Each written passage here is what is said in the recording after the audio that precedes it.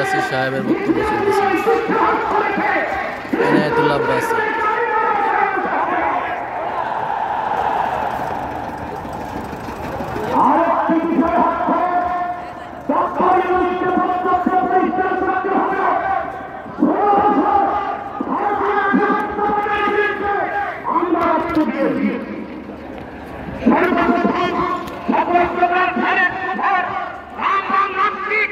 আর ভারতীয় আধিপত্যবাদ ও ফ্যাসিবাদের বিরুদ্ধে রক্ত উৎসর্গ করেছে শাপলা চত্বরে হেফাজতের আলেম ওলামা কর্মীরা।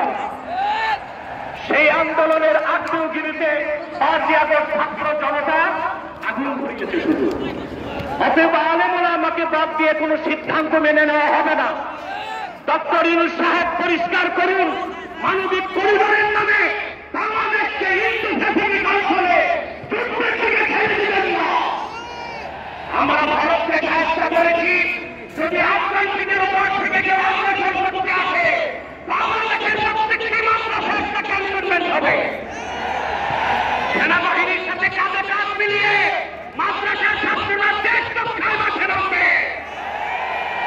আগ্রাসী শক্তিকে বলে দিচ্ছি, আমার দেশের সবুজ সচেতনার দিকে চোখ দেওয়া হবে। আমার বাংলার কোন একটি মাটিতে আগ্রাসনের সাদা বসালে সেই সাহস ভেঙে দেওয়া হবে। বিদায় লগ্নে আরো 3টি দাবি আমাদের পক্ষ থেকে ব্লাডসেমি আইন করতে হবে। Freedom of expression, freedom of speech. বাক স্বাধীনতার নামে ইসলাম বিরোধিতা যেই করবে তাকে আইনের আওতায় আনতে হবে। আমার দেশে অসংখ্য আলেম ওলামা নিরীহ মানুষকে জঙ্গি তকমা দিয়ে কারাগারে রাখা হয়েছে। যদি বাবর সাহেব মুক্তি পায় তাহলে যে সমস্ত আলেম ওলামা জঙ্গির মামলার ভিতরে তারা কেন মুক্তি পাবে না? তাদের মুক্তির আগে সংস্কার না নির্বাচন হতে দেওয়া হবে না বাংলাদেশে। আমার 7ম দাবি, হেফাজতের পক্ষে বাংলাদেশের সমস্ত মামলাকে 1 লাখ করে নেওয়া সম্ভব একটি দাবি আদায়ের লক্ষ্যে, সেটা হচ্ছে বাংলাদেশে কাদিয়ানীদেরকে অবশ্যই মুসলিম ঘোষণা করতে হবে।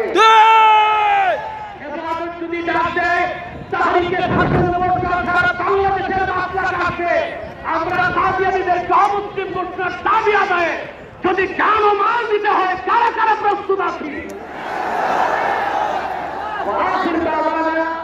আলহামদুলিল্লাহি রাব্বিল আলামিন। ওয়াসসালামু আলাইকুম ওয়া রাহমাতুল্লাহি তাআলা ওয়া বারাকাতুহু। মাশাআল্লাহ।